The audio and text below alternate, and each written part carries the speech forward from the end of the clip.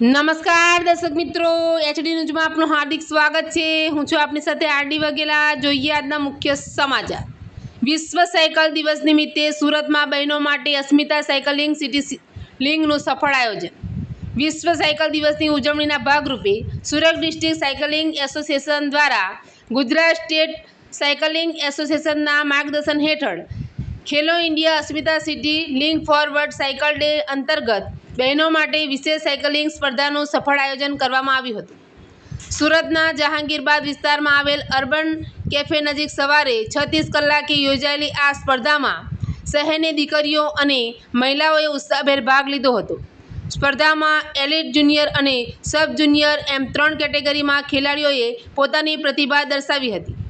આ સાયકલિંગ લિંગમાં સુરત શહેરની 125થી વધુ મહિલા ખેલાડીઓએ ભાગ લઈ મહિલા સશક્તિકરણ, ફિટનેસ અને સાયકલિંગ પ્રત્યે જાગૃતિનો પ્રેરણાદાયક સંદેશ આપ્યો હતો।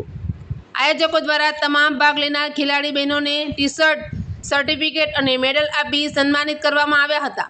સાથે તમામ સહભાગીઓને માટે રિફ્રેશમેન્ટની વ્યવસ્થા પણ કરવામાં આવી હતી।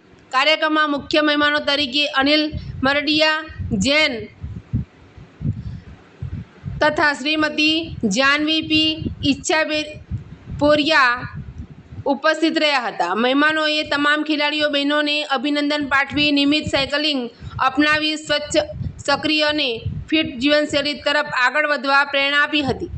આ સમગ્ર કાર્યક્રમને સફળ બનાવવા માટે આયોજક ટીમ, સ્વયંસેવકો અને સહયોગીઓની કામગીરી પ્રશંસનીય રહી હતી।